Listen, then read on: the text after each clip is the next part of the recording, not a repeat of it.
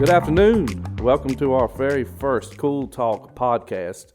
I'm very excited to be here. We have been planning this for so long.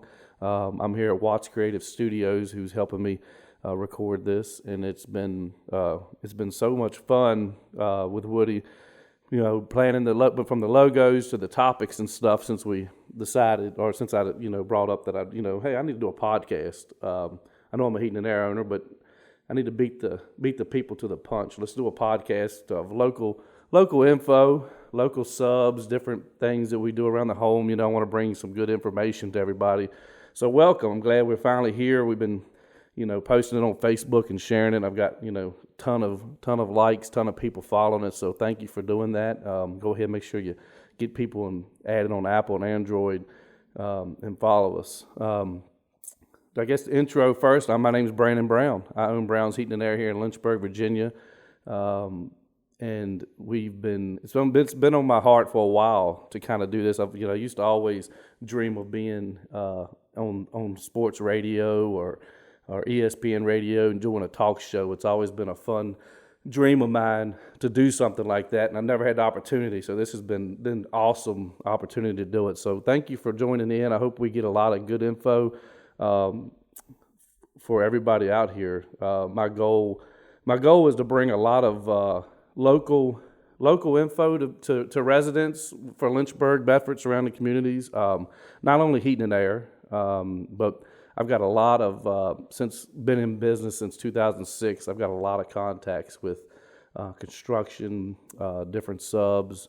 I've seen home renovations and builds go good, go bad. So I got a lot of contacts, throughout these podcasts.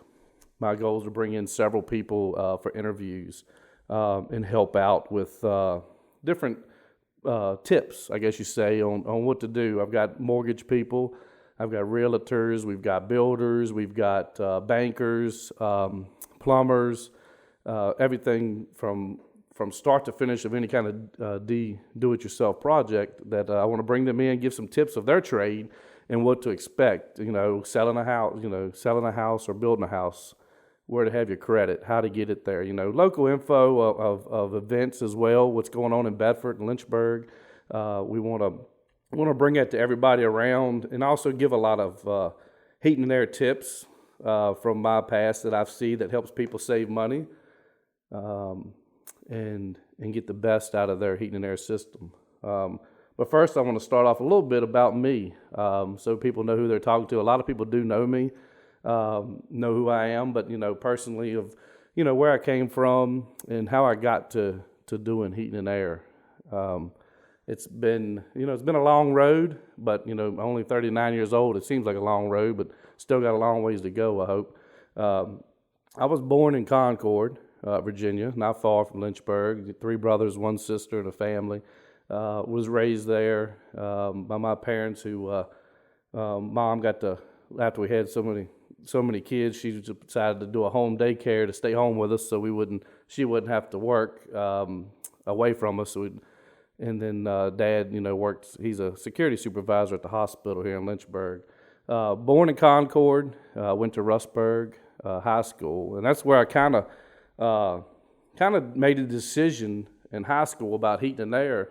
Fun fact that not many people know, though, before I decided to do heating and air, I was probably about a freshman in high school.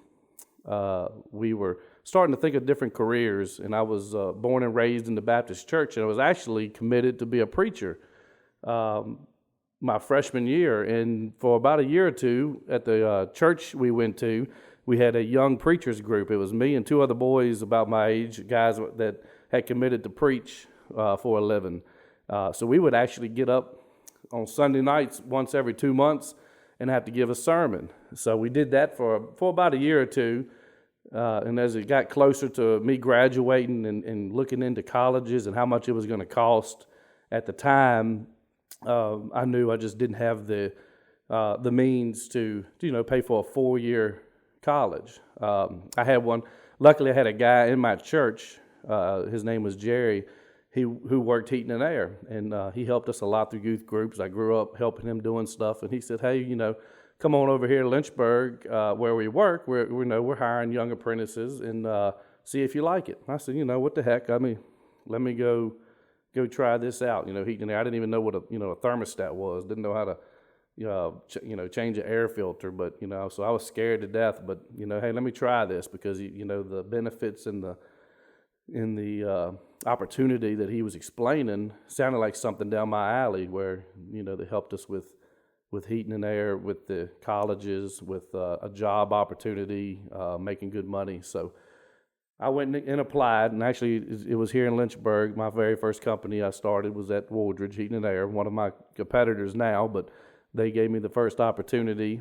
So my junior year in 98, 99, I'd go to CVCC half a day and high school half a day, and then go to work. So I did my dual enrollment at Central Virginia Community College, which was a great experience, and started working doing service work, installs, learning how to, the ductwork works, learning how to fix things, and I started to get a feel that, I really like this. I'm outside, I'm working with my hands, I'm at a different place each day. I'm not stuck in like a warehouse or something. So I got to liking the job more and more as we went.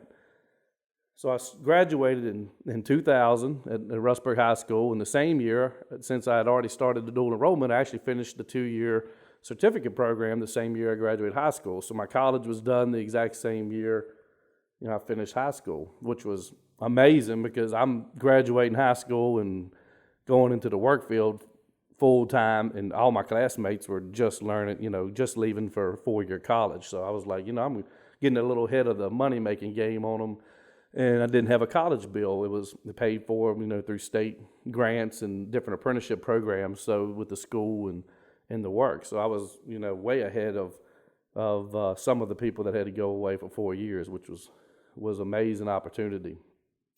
So I stayed in that position from to about 2005. I was also a volunteer firefighter for Rustburg from about 96 on. And in 2005, in August or September, of course, Hurricane Katrina hit.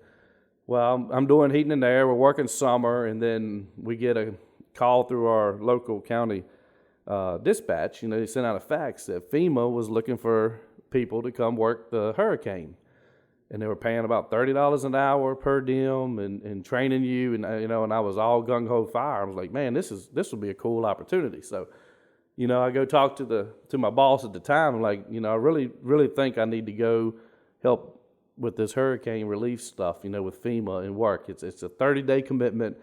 I'll be back in 30 days. So after talking him into letting me go and trying to and hopefully hold my job, I get down south, and we're working with Katrina, with FEMA. We're getting people out of the hardest hit areas with tornadoes. We're getting them into hotels and FEMA tents, and the next thing I know, the 30 days is up, and the guy comes up. He's like, well, you can either go home or you can keep working.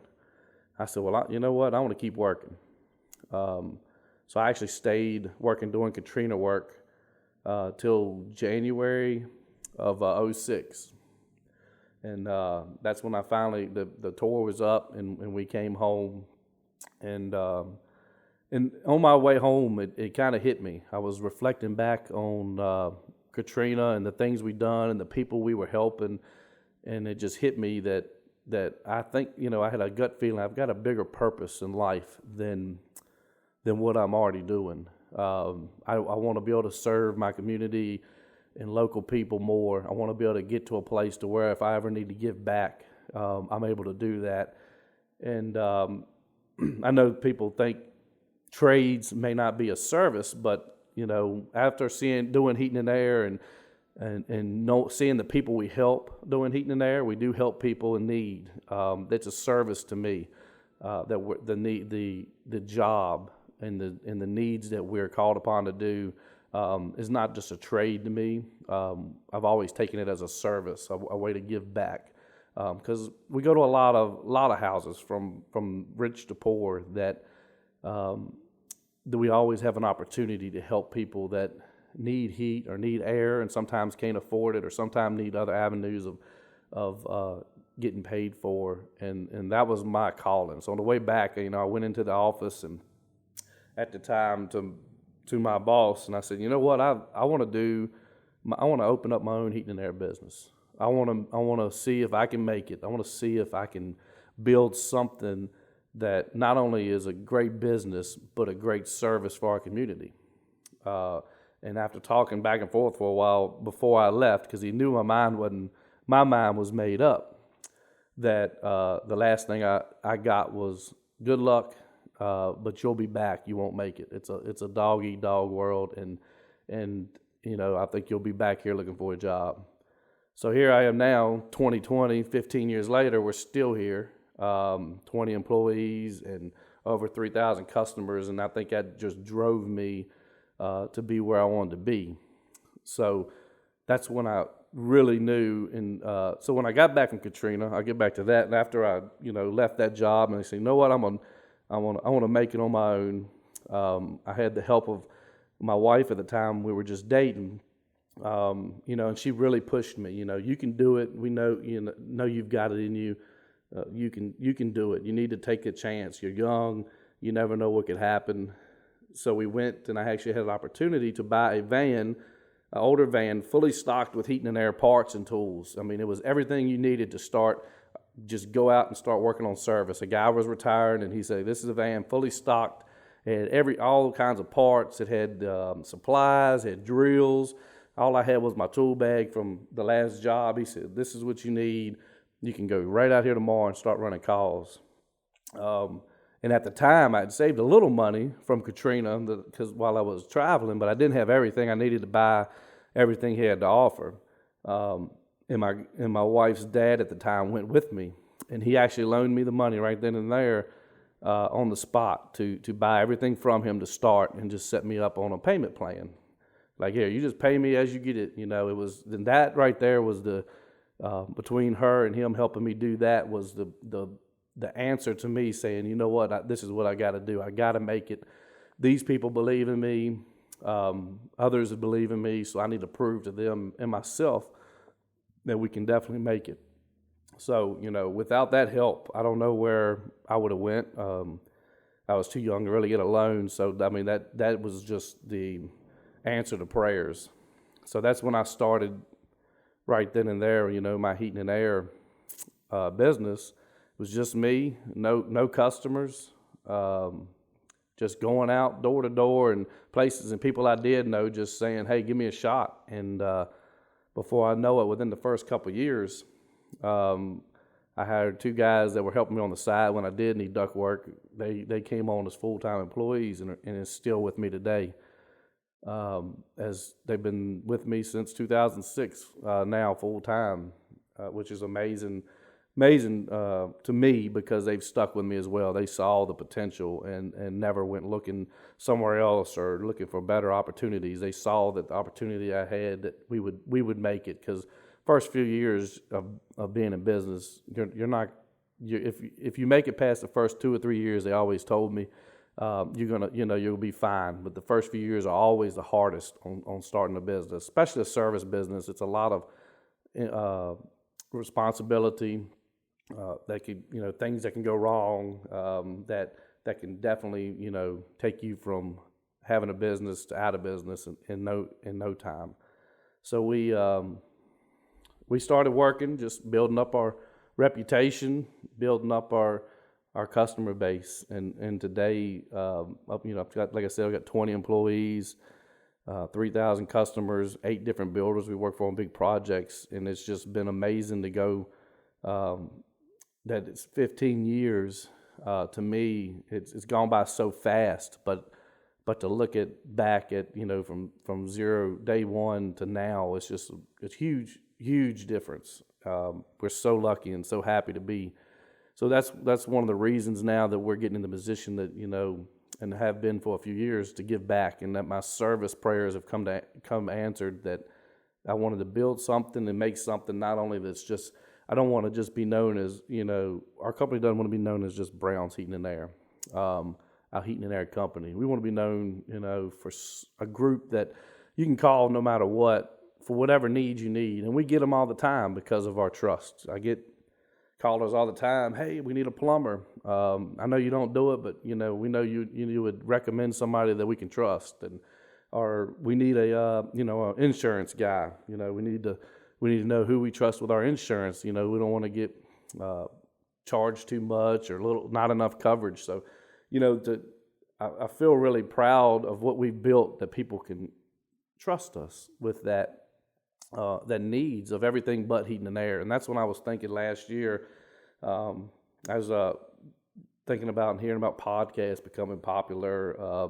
Woody, that's here, he's got 2 or 3, and I was listening to him. I was like, man, that's a fun idea. I've always wanted to do radio or sports talk. We'd always pretend and do it with other friends and act like we're on the radio, and it's always been something fun. I said, well, that's something I think I should do to get to give back, because most places you go, if you go to radio or podcast something and you have something you want to get back, they charge you to come on the show and interview. But that's something I'm not going to do. All the people we interview, I'm going to say, if you want to come help spread your advice and stuff, it's it's free of charge.